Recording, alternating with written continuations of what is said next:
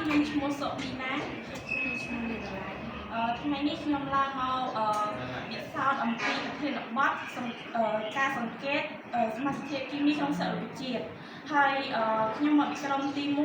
1ជាបន្ទាប់ពួកខ្ញុំឡើងមករៀបរាប់អំពីសម្ភារៈនៃការពិសោធន៍មានវិទ្យាស្លឹកវិទ្យាបំពង់សាកចង្កៀងអាកុលជើងទម្រវ៉ែនតាស្បែកកេះនិងស្រោមដៃកន្ត្រៃនិងដង្កៀបជាបន្តមកទៀតគឺពួកយើងចាប់ផ្ដើមពិសោធន៍យកតែម្ដងឥឡូវយើងចាប់ផ្ដើមដំណើរការពិសោធន៍អស់គ្នាដែលយើងដាក់បំពង់សាកចូលទៅក្នុងជើងទម្ររបស់យើងនេះទៅហើយយើងត្រូវដាក់ចង្កៀងឲ្យឆ្ងាយពីបំពង់សាកដែលមានចម្ងាយ1 សង់ទីម៉ែត្រដាក់ពីក្រោមអញ្ចឹងរួចហើយយើងយកស្លឹកឈើដែលយើងបានកាត់ហើយហ្នឹងយកទៅចូលក្នុងបំពង់សាកហ្នឹងទៅ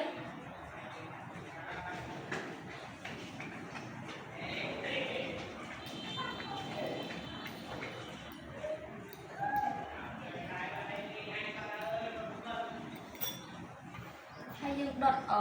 ជាអាកលហ្នឹង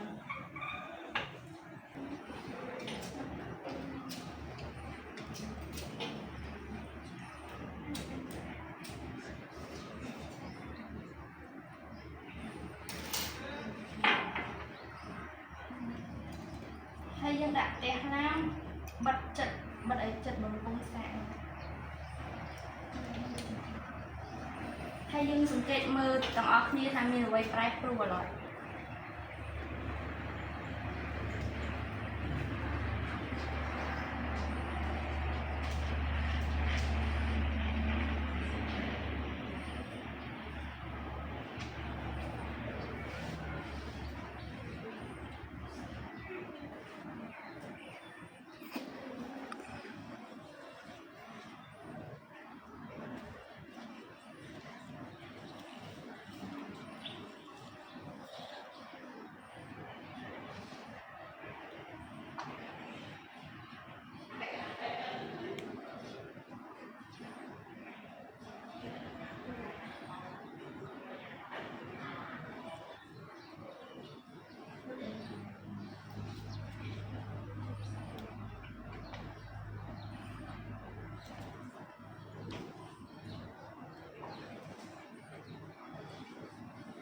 នេះយើងឃើញមាន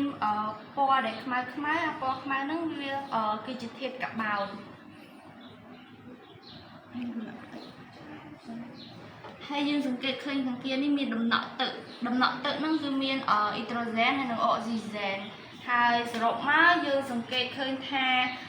ហើយយើងនាំគ្នាសង្កេតទាំងអស់គ្នាថានៅក្នុងបំពង់សាកហ្នឹងវាមានដំណក់ទឹក